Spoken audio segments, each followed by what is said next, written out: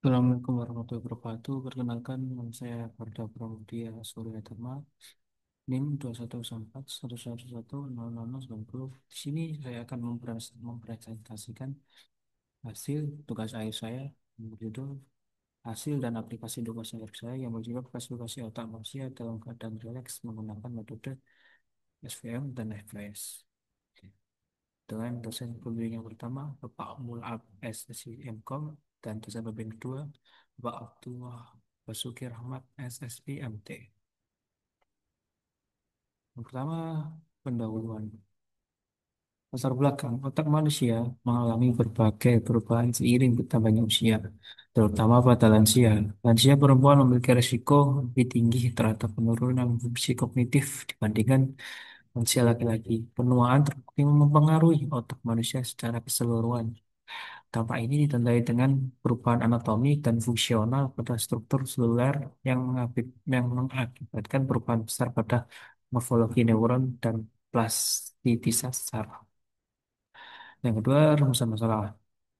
Rumusan masalah, bagaimana performa algoritma dan advice dalam klasifikasinya EEG berdasarkan dataset. Yang kedua, seberapa efektif metode klasifikasi sinyal EEG dalam membedakan kondisi mata terbuka dan mata tertutup. Tujuan penelitian yang pertama untuk mengetahui akurasi dan waktu komputasi yang diperlukan untuk pelatihan dari model yang menggunakan SVM dan Bayes dalam klasifikasi dengan data EEG dan menganalisis bagaimana pengaruh teknik ekstraksi fitur dalam domain waktu frekuensi terhadap performa klasifikasi sinyal EEG. Selanjutnya, manfaat penelitian dari penelitian yang dilakukan diharapkan dapat memberikan informasi mengenai efisiensi komputasi dengan menganalisis waktu yang diperlukan untuk pelatihan model SVM dan Night Bias pada sinyal EEG. Selanjutnya, pada masalah. Yang pertama, datanya nilai EEG diperoleh dari Open Neuro Resting State EEG with closed eyes and open eyes in female from 60 to 80 years old. Dan yang kedua, label yang diuji adalah close eyes dan open eyes. Pinjam Saka. EEG adalah sebuah tes menggunakan yang digunakan untuk memeriksa dan memantau aktivitas listrik yang terjadi dalam otak manusia. EEG memberikan peluang untuk memiliki fungsi keperilakuan otak secara non-invasif serta memungkinkan untuk melakukan pengukuran terhadap aktivitas otak.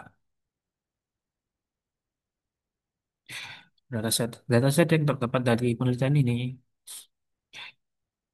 yang pertama, dataset ini berisi dataset EEG dalam keadaan is- istirahat dengan mata terbuka dan mata tertutup. Gitu. Pada dataset ini terdapat 37 dataset perempuan dengan rentang umur 60 sampai 80 tahun. Keempat, data berbentuk file IDF dengan 20 channel yang direkam dengan laju pengambilan sampel 500 Hz. Berikut letak channel yang diambil dari data. Selanjutnya, arsitektur sistem. Yang pertama, dataset di preprocessing untuk menghilangkan noise dengan bebas filtering. Yang kedua, diekstraksi fitur menggunakan time domain dan tracking domain. Selanjutnya, displit untuk klasifikasi SVM dan Naive ini displitnya 80-20.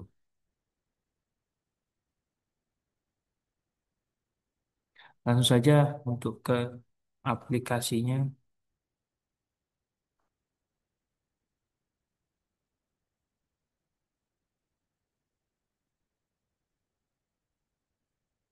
Berikut aplikasi dari hasil tugas akhir.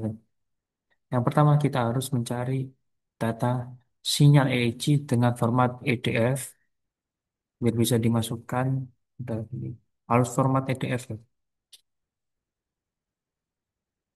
Se- Sebelum kita memasukkan data, kita harus memilih pengaturan klasifikasi. Di sini kita memakai tiga metode. Yang pertama SVM linear, yang kedua SVM polinomial, dan yang ketiga Navier. Dengan SVM linear dan polinomial dapat empat parameter yang utama 0,01, 0,1, 1, dan 10. Jika naive Bayes ini terpantau default, jadi tidak ada parameternya. Kita coba pakai SVM linear dengan parameter 0,01. Setelah data dikirim, nanti langsung akan muncul data fitur fitur per channel, data setelah berbasis dan prediksi kelas dengan VM linear sama 0.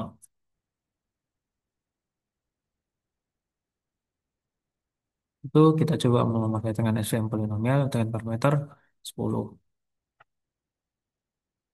Kita kirim datanya lagi. Hmm. Dengan prediksi 1. Selanjutnya kita coba dengan memakai naive Bayes tanpa parameter menggunakan data yang berbeda